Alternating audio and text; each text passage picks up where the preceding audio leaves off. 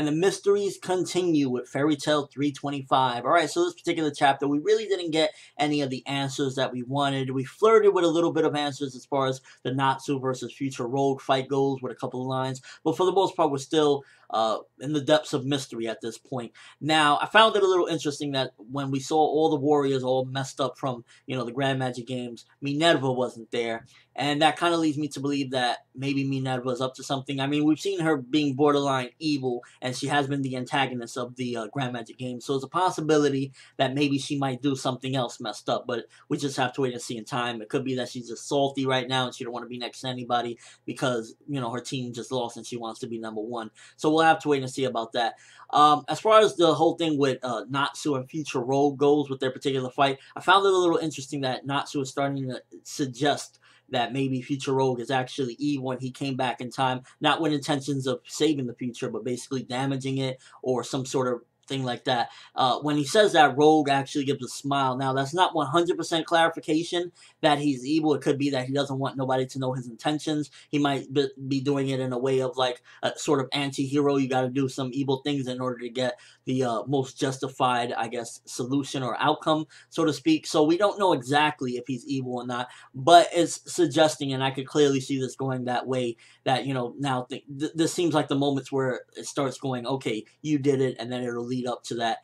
So I'm curious to see as far as that goes. Now, this particular chapter, we didn't get, like I said, many answers or anything like that, but it's really hinting towards that this magic, like, because, the gates was opening towards the end of the chapter. It was basically opening, and I could clearly see this magic that has been gathered up all this time being wasted. Like, all it takes is for Future Rogue to have his way, and if he is indeed evil, he can use the magic, basically make it be drained, and then all it takes for the dragons to show up, and bam, everybody's done. Now I can see it going two ways, either or three ways possibly. The magic gets used up, and then they gotta fight everyone and all the dragons or everything like that, which they would get annihilated. I mean, Acnologia by himself, not only did he make Gildarts lose an arm, not only did he take out Fairy Tail, he was just too much for them. Acnologia alone, and while he was a special dragon, as Lucy pointed out in the chapter, nonetheless, 10,000 dragons, come on, how special can he be? 10,000 dragons, for crying out loud, if this is the case. We don't know if this was a scare tactic. We don't know exactly what it could be, because,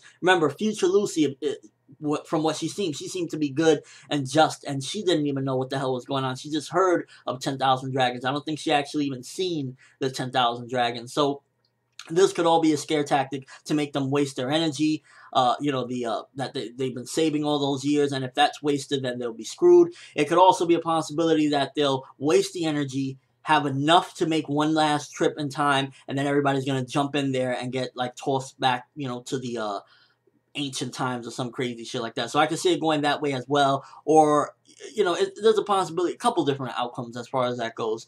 I'm curious to see where this is going to go, because now it's only a few more chapters, only a matter of time at this point as to what's going to happen. I don't know where the dragons would come from is the big thing. We've been hearing 10,000 dragons, 10,000 dragons. Where would they come from? Where would a portal just randomly rip open and them running out of it? How would these dragons even come about? And I think that they're making a stupid move at this point to even open up this magic gate, and because if they waste it, then they're screwed if the 10,000 dragons come. They said that, yeah, we need a little bit of time, but I think at this point, without the dragons even being there or any hints of it, they haven't seen anything.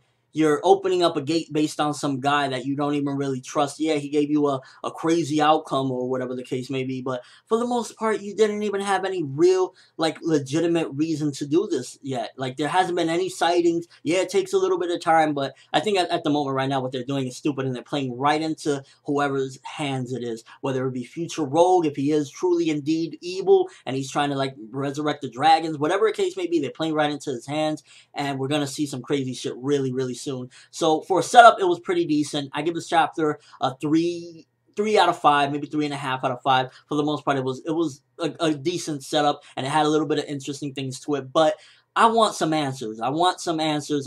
We flirted with an answer in this chapter, but let's get some clarification in upcoming chapters. And also, it could be a possibility that people are in cahoots with each other, because I'm not going to forget how Arcadios was early on laughing and saying, Zerub-sama, Zerub-sama. What was up with that? he seemed evil, and then all of a sudden he switched. I don't know if that's just poor writing. I don't know what the case that was with, you know, that particular thing, but we gotta wait and see as far as that goes. And yeah, overall chapter, it was decent. It built up more suspense, but I'm getting tired of being built up. I want a little bit more answers, and that's really my take on the whole particular chapter.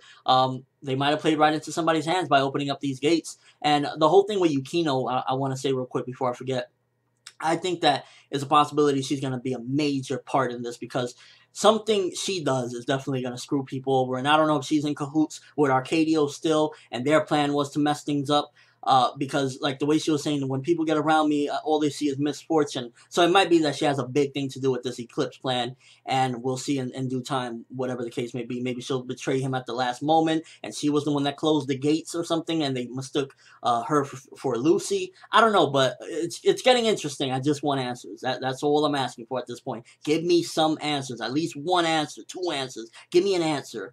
But that's all I have for this review. Thanks for watching. Hope you enjoyed. Thumbs up if you can't wait to see what's going to happen, and tell me what you guys think as far as this whole thing goes. Is Future Rogue, is this clarification that he's actually evil? And what do you guys think about that whole Arcadios thing? Is that just sloppy writing, or is he still evil? What's up with that? Because we're seeing his thoughts, and in his thoughts he doesn't seem evil, but it could be just Mashima basically like trying to give a big surprise, and he's doing it in kind of like a crusty way, in a way, like, you know, not really, like, if anything, all his dialogue should be lies, but we shouldn't really get his mental thoughts.